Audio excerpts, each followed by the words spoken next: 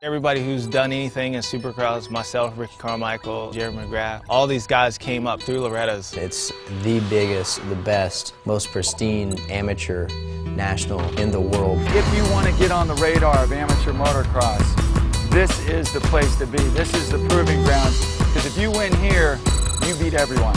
And I think that's what makes this the crucible of amateur motocross. It does not get any more competitive than Loretta Lynn's.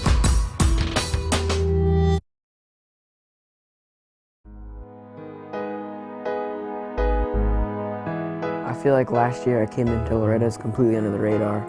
No one expected me to be up front, and for sure no one expected me to pick up moto wins. And Dakota Alex is feeling it. He has got his mojo, and he is on his way to picking up his first career race win at Loretta Lynn's.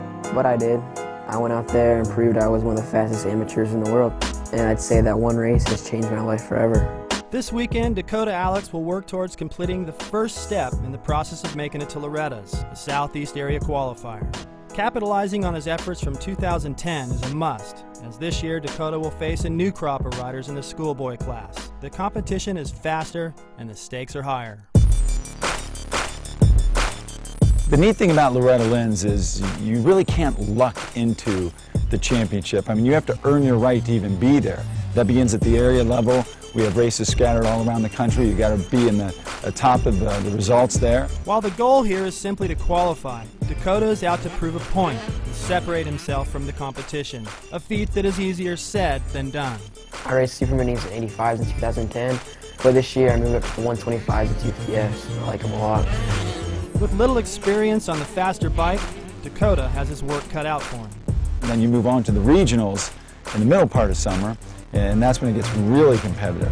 You know, you have to finish in the top maybe quarter or top 5% of the class, and then you get to move on to the actual championship finals.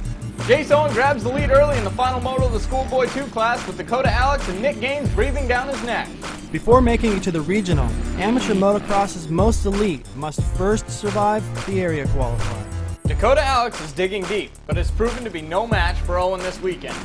He'll end up in qualifying position, but has to be rethinking things after the display put on by Owen. The competition is going to be really tough. You got Aldridge, Owen, Leocata, Gaines, Rodriguez. There's a bunch of them, the list goes on and on. But when you go to Loretta's, you know you got the best 40 guys in the world racing, so it was pretty much to win Loretta's, you was the best in your class. You got the best riders out there, the heat, and the motos are longer, and then the added pressure of all the sponsors being there and knowing you have to do good because it is the race for the amateurs. It's hands down by far the best amateur race in the world, no doubt. It's the only professional amateur event. You know you're going to get long motos. You know if you work hard, you can work your way through the pack. You have a 3-moto format instead of a 2-moto format, and I think this is all things that really help give everyone a chance. No one's going to basically go out there and have something that takes them out of showing the world what they can do. And let me tell you, the world will be watching. Dakota was able to qualify for the Southeast Regional with a handful of podiums. But make no mistake, the weekend belonged to Jace Owen. It's good to get qualified at Lazy River. I won Schoolboy 1 and Schoolboy 2. So going into the regionals, it should be good. I'm looking forward to hopefully getting a win there. I live in Illinois, but I'm here in Chesterfield, South Carolina, here at Club MX. It's been raining a lot back at home, so I figured I'd get away from that. So far it's been awesome. I'm just loving it. He's been here for a few weeks. The kid's got a lot of heart, and he's ripped. He's a good kid off the track too, you know. Loretta's is the only national that you have 20-minute motos for the amateur kids, so doing these 20-minute motos and long intervals should be awesome leading into Loretta's.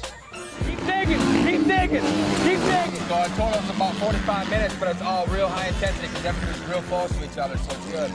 It's good racing. Go, get it, get it, get it. And it's been really hot and humid, so I think if I just keep putting my head down and working hard as I can and get qualified at my regional, come Loretta's, I'll be more ready than ever. That's money, that's money. Good job, Jace. Good job. I definitely think Jace has a good chance of winning Loretta's this year, without a doubt. The kid's got it going on. I moved 1,000 miles away from home, from my family, my friends, everyone back home, to come here and train and just give it everything I have.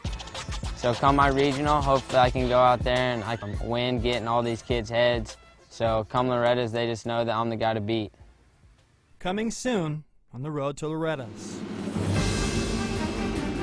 I'm really focused on proving myself that I'm a guy to beat, you know.